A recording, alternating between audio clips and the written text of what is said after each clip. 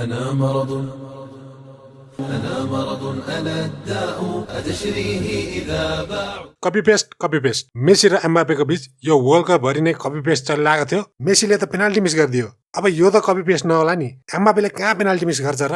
गरिदियो। मेसी जस्तै एक गोल, एक असिस्ट अनि एक पेनाल्टी मिस, यत्रो गर्दा पनि यसले पाउने रेस्पेक्ट अझै पाएको छैन भन्छु म। एम्बापेलाई रेस्पेक्ट दिने भनेको 2018 मा अर्जेन्टिनालाई निकाल्यो अनि 22 मा साथै लग्यो भनेर हो। जुन दिन यसले फ्यान फेभरेट टिम फेरि अर्जेन्टिना अथवा पोर्चुगल, ब्राजिल, स्पेन त्यसलाई सेक्छ, त्यति बेला मात्र यसले डिजर्भिङ रेस्पेक्ट पाउने रहेछ के हो। क्वार्टर फाइनल प्रेडिक्सनहरूमा मोरोकोले अपसेट हान्न सक्छ है, फ्रान्सलाई मोरोकोले निकालिदिन सक्छ भनेर मोरोकोलाई टाउकोमा चढाउने काम भइरहेको थियो। फ्रान्सले टाउकोबाट झिकेर यसरी पछाडिदियो कि यो त ग्रुप स्टेज म्याच जस्तो, ग्रुप स्टेज नि होइन, अझै वर्ल्ड कप क्वालिफायर जस्तो इजी गेम भयो फ्रान्सलाई। मोरोकोको अट्याकलाई छिसिक्क गर्न पनि दिएन। मोरोकोले फ्रान्स जतिकै बल राखे पनि फर्स्ट हाफमा त मोरोकोको 1 सट, फ्रान्सको 13 सट। एक त यो घाम टलिएको म्याच हेर्नुपर्दा मजा नै अलिक खराब हुन्छ। कुनै कुनै डे म्याच त स्टेडियमको रूप बन्द गरेर भए पनि भाइब्सहरू रमाइलो हुन्थ्यो। फ्यानहरू पनि घामले सेकिएर हो कि के हो, एटमोस्फियर त अलि डेड नै थियो क्वार्टर फाइनलको हिसाबले। मोरोको टिम पनि सुरुदेखि नै हार मानेको जस्तो थियो, आउट हुँदा त्यस्तो इमोसन पनि देखिएन। यो क्वार्टर फाइनलमा फ्रान्सले मोरोकोलाई उसको लेभल कसरी देखायो छलफल गरौँ है त। यो फ्रान्सले पाएको पेनाल्टी मुभमेन्ट हेर्नुपर्दा मोरोकोको अट्याकमा सालिबाले बल क्लियर गरिदिन्छ, हाकिमीले बल कन्ट्रोल गर्न सक्दैन अनि डुए।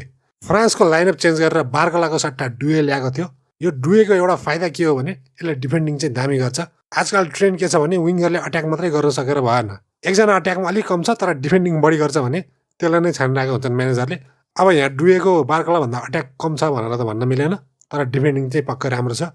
र यहाँ ओलिसीले बल अगाडि लग्छ र यहाँ पुगेपछि यो माजरावी, यो जो चाहिँ राइट ब्याक हो तर मोरोकोमा लेफ्ट ब्याक खेल्छ, त्यो खेलाडी पनि वर्ल्ड कपमा one of the best left back नै थियो। अनि यो म्याचमा लेफ्ट सेन्टर ब्याक खेलिरहेछ।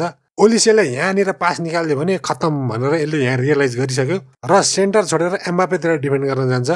यो राइट सेन्टर ब्याक डियोप यता गएको भए पनि हुन्थ्यो, तर यस्तो सिचुएसनमा सेन्टर ब्याक भन्दा पनि राइट ब्याकलाई नै थाहा हुन्छ कसरी डिफेन्डिङ गर्ने भनेर थाहा भएर मात्रै के गर्नु, चान्चुने अट्याकिङ प्लेयर भयो र यो पेनल्टी भिएआरले चेकिङ गरेर 2-3 मिनट त अड्काइदियो। यो पेनल्टी टेकरको जति कुर्नु पर्यो त्यति दिमाग बढी चल्ने होला। एम्बापेले पेनल्टी मिस हानिदियो। कुर्नु परेर भन्दा पनि बोनो, जो चाहिँ one of the best penalty stopper in the world हो, मार्टिनेज पछाडि सेकेन्डमा चाहिँ बोनो नै होला पेनल्टी रोक्नमा।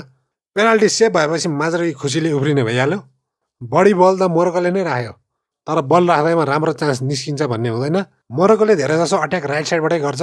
राइट ब्याक हाकिमी अलि अगाडि जान्छ, उता साइडबाट लेफ्ट ब्याक चाहिँ धेरै अगाडि जाँदैन। यो अघिको पेनाल्टीवाला अट्याक पनि राइटतिरै चलिरहेको थियो। मोरोकोसँग यसरी राइटतिर बल हुँदा अरू म्याचहरूमा 1-2 जना एक्स्ट्रा आउँथे, तर फ्रान्ससँग चाहिँ काउन्टरको डरले हो कि के हो पछाडितिर अलि सेन्टरतिरै बसेर डिफेन्डिङ गर्न खोजे, तर अघिको मोमेन्टमा त डिफेन्डिङ गर्न नसकेर पेनल्टी भइहाल्यो। आफ्नो बक्स अगाडि डिफेन्ड गर्नुपर्दा यिनीहरूलाई गाह्रै हुँदैन, हाम्रो रोजीरोटी यही त हो भनेर त्यसरी डिफेन्डिङ गर्छन्। यहाँ स्पेस नै नभएर एम्बापेले डिफेन्स लाइनबाट अलि पछाडि आएर बल लिन्छ, लिने बित्तिकै सब झुम्बिन गइसके। एम्बापेले जसो तसो सर्ट चाहिँ हान्छ। फ्रान्सहरूले सर्ट त देख्क दिएको थियो, बोनोले जोगाइरहेको थियो। यो क्रसमा उपामेकानोको हेडर, डुएले फेरि यहाँ मिडफिल्डमा बल खसेर सर्ट हान्न पनि भ्याउँछ, तर यो विक सर्ट बोनोले सेभ।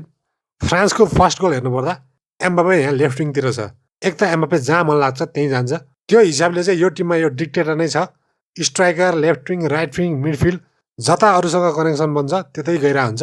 एम्बापे उता भएपछि ओलिसे, यो गोल हुनु केही मिनट अगाडि ओलिसे स्ट्राइकर खेलिरहेछ अनि डेम्बेले राइट विङ भइहाल्यो।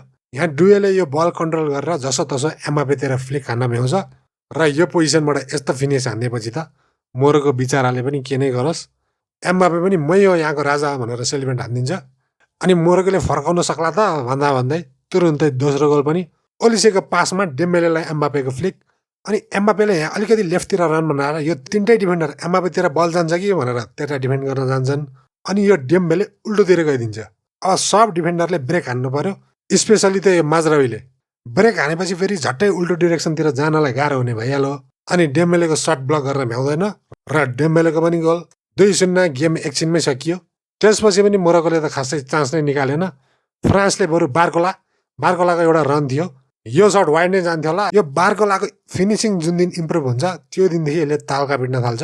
एम्बापे सब्स्टिट्युट गरेर ल्याएको मटेटाले पनि चान्स त पाउँछ, तर फेरि पनि बोनोको सेभ।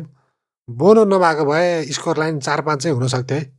मोरोकोको इम्पोर्टेन्ट प्लेयर साइबारी थिएन, त्यही भएर पनि यो गेममा त्यस्तो चान्स निकाल्न गाह्रै पर्यो। अब भएको भए पनि उत्पातै गर्न त नसक्थ्यो होला, त्यही पनि एउटा झिनो आशा। फ्रान्समा एउटा नोटिस हुने अर्को प्लेयर भनेको यो कोने। अर्को मिडफिल्डर चुआमुनी इन्जर्ड भएर कोने खेलाएको थियो। त्यसले ट्याकल हानेर बल खोज्ने अनि यस्तो गाह्रो गाह्रो सिचुएसनमा पनि बल लुज नगरी पास निकाल्ने, सर्टहरू हान्ने सबथोक गरिरहेको थियो। ओभरअल कुरा गर्नुपर्दा फ्रान्स एकदम डर लाग्दछ। अपोजिसन बक्स अगाडि नै ढुकेर डिफेन्डिङ गरिरहेछ भने पनि यिनीहरूले जसो तसो चान्स निकालेकै हुन्छ। प्लेयरको क्वालिटी नै त्यस्तो छ। अनि अरूले बल राख्छन् भने पनि काउन्टर अट्याकिङमा फ्रान्सभन्दा डरलाग्दो टिम अरूको होला र। डिफेन्स हेर्नुपर्दा पनि उपामेकानो र सालिबा दुईटा best centre back in the world नै फ्रान्समा छ। फ्रान्सको विकनेस हुन सक्ने भनेको फुलब्याक एरिया, कुन्डे, डिग्नेहरू। फ्रान्ससँग अलिअलि चान्स निकाल्न सक्यो भनेको सेनेगल थियो। अनि नर्वेले पनि अलिअलि चान्स चाहिँ निकाल्न सकेको थियो। त्यही भएर बल राखेर सिम्पल पास मात्रै होइन, केही चान्स निकाल्न सक्ने टिमले फ्रान्सलाई केही समस्या चाहिँ दिन्छ जस्तो लाग्छ मलाई। तर फ्रान्सभन्दा बढी गोल हानेर गेम नै जित्ने समस्या चाहिँ दिन्छ कि दिँदैन भनेर चाहिँ डाउट नै छ। के छ, फ्रान्सले नै जित्ला त वर्ल्ड कप? साथीहरूलाई के लाग्छ?